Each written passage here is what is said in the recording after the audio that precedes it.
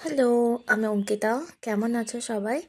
এই ভিডিওটা প্রায় আমি ২ সপ্তাহ পর দিচ্ছি। আমি অনেক দিন আগে এই জায়গাটা ঘুরে চলে এসেছি। তো সেদিন আমরা গিয়েছিলাম আমতা মা মালাই চণ্ডীর মন্দিরে মাকে দর্শন করতে। খুব হুট করেই প্ল্যানটা হয়েছিল। মানে আমার যাওয়ার কথা ছিল বেলুড় মঠ, কিন্তু বেলুড় মঠ যাইনি কারণ আমার বাসে একটু প্রবলেম হয়। আমার মা আর আমার দিদা যায় বেলুড় মঠে, অ্যান্ড আমি, আমার বাবা আর আমার এক স্টুডেন্ট, আমরা তিনজনে মিলে মায়ের মন্দিরে মাকে দর্শন করে আসি।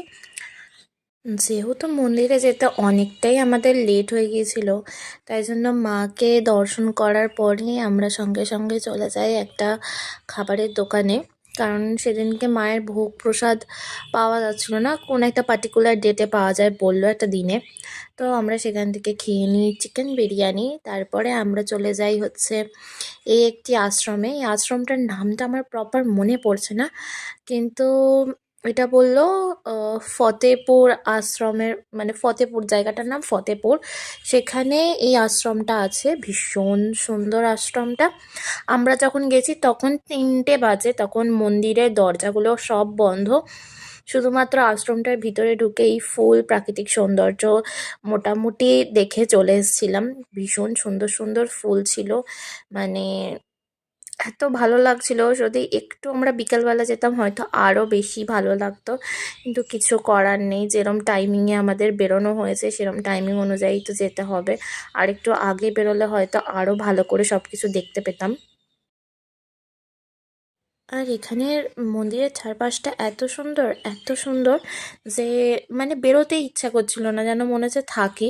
কিন্তু এতটা রোদ ছিল, খুব কষ্ট হচ্ছিল।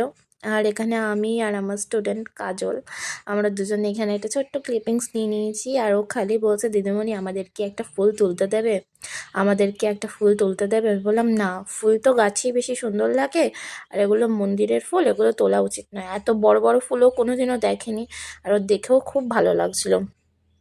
এত রকমের ফুল ওখানে ছিল, মানে গাঁদা ফুল থেকে জবা ফুল থেকে, জবা ফুলের তো নানা রকম ভ্যারাইটিস ছিল। আর এগুলো কি ফুল আমি জানি না, কিন্তু এই ফুলগুলো এত সুন্দর লাগছিল দেখতে।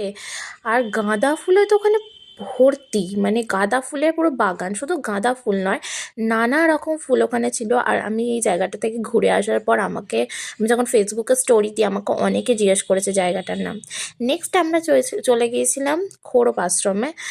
এটাও আমতা বাগনানের ওই লাইনে পড়ে। তো এই আশ্রমটাও দারুণ ছিল। এটা বেলুড় মঠের স্টাইলে পুরো তৈরি।